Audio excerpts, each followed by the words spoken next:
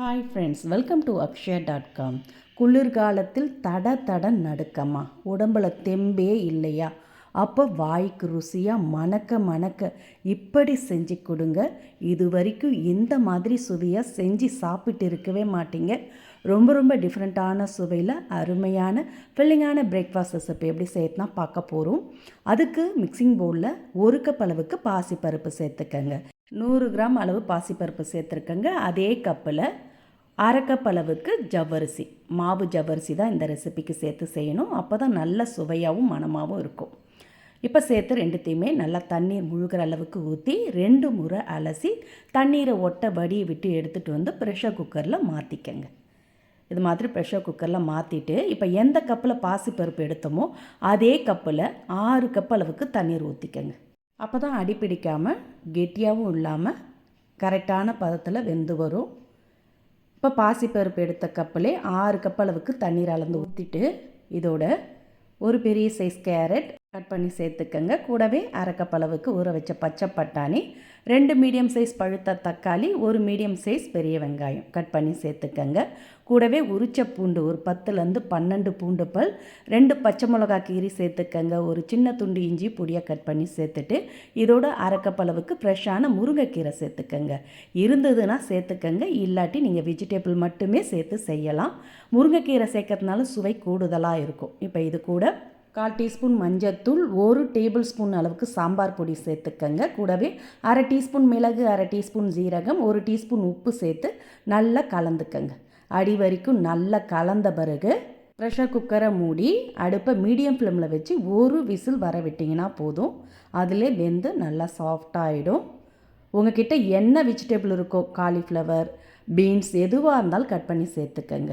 அது அப்படியே விசில் வரட்டும். இப்போ அது கூட சேர்க்கறதுக்கு மிக்சிங் பவுலில் 1 கப் அளவுக்கு கேழ்வரகு மாவு, ராகி மாவு தாங்க, வீட்டில் அரைச்சது இருந்தாலும் சரி, கடையில் வாங்கின மாவாக இருந்தாலும், எந்த கப்பில் பாசிப்பருப்பு எடுத்தீங்களோ அதே கப்பில் 1 கப் அளவுக்கு கேழ்வரகு மாவு சேர்த்துட்டு 1 கப் அளவுக்கு தண்ணீர் ஊற்றி கட்டிகள் இல்லாமல் இது மாதிரி கொஞ்சம் திக்காக கலந்து எடுத்து வச்சுக்கோங்க. இது அப்படியே இருக்கட்டும். விசில் ப்ரெஷர் பூரா கம்ப்ளீட்டாக இறங்கினதும் குக்கரை திறந்துக்கலாம்.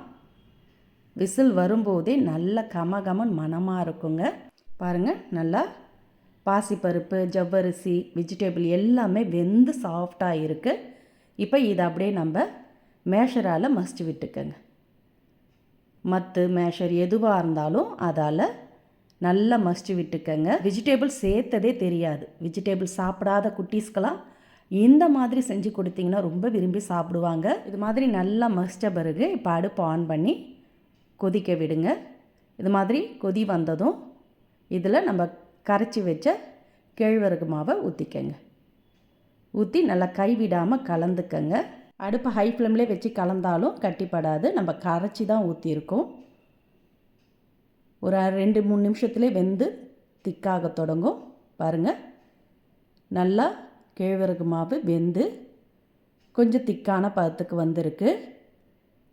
இப்போ இதில் உப்பு கரெக்டாக இருக்கா செக் பண்ணிக்கங்க. உப்பு பத்தலை, அதனால் நான் உப்பு எக்ஸ்ட்ரா சேர்த்துருக்கேன். சேர்த்துட்டு கொஞ்சம் வெதுவெதுப்பான சுட தண்ணீர் சேர்த்துக்கங்க. நார்மல் வாட்டர் சேர்க்காமல் இது மாதிரி வெதுவெதுப்பான சுட தண்ணீர் சேர்த்து கலந்திங்கன்னா கரெக்டான டெக்ஸ்சரில் இருக்கும். உங்களுக்கு திக்காகிற மாதிரி இருந்தால் மட்டும் நீங்கள் தண்ணீர் சேர்த்துக்கங்க. சுட தண்ணீர் சேர்த்து கலந்திங்கன்னா நல்லாவே வெந்து வரும். இப்போ இதோட ஃப்ரெஷ்ஷான கொத்தமல்லி இலைகள் ஒரு கைப்பிடி அளவுக்கு பொடிசாக கட் பண்ணி தூவிட்டு இதுக்கு ஒரு தாளிப்பு ரெடி பண்ணி ஊற்றிக்கங்க. அதுக்கு கொட்டி கடாயில் 2 டீஸ்பூன் நெய் விட்டு கொஞ்சம் முந்திரி, மிளகு, ஜீரகம், கூடவே கொஞ்சம் பெருங்காயத்தூள், ஃப்ரெஷ்ஷான கருவேப்பிலையும் சேர்த்து அந்த தாளிப்பை அப்படியே ஊற்றி இதில் கலந்திங்கன்னா போதும். தெருவே மணக்குங்க. கமகமன் சுவையான கேழ்வரகு கிச்சடி ரெடி. இது வரைக்கும் இந்த மாதிரி சுவையாக செஞ்சு சாப்பிட்டு இருக்கவே மாட்டீங்க.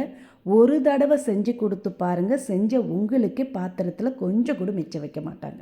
அந்த அளவுக்கு அருமையாக சூப்பராக இருக்குங்க. இதில் எல்லாமே நம்ம ஹெல்த்தியான பொருட்கள் தான் சேர்த்துருக்கோம். பாசிப்பருப்பு, ஜவ்வரிசி, கேழ்வரகு மாவு, கூடவே வெஜிடபிள் எல்லாமே சேர்த்து முந்திரி நெய்யோட நல்ல ஃபில்லிங்காக இதை நீங்கள் காலை நேர பிரேக்ஃபாஸ்ட்டாக, நைட்டு டின்னருக்கு செஞ்சு தரலாம். மதியம் லஞ்சுக்கு கூட செஞ்சு சாப்பிட்லாங்க.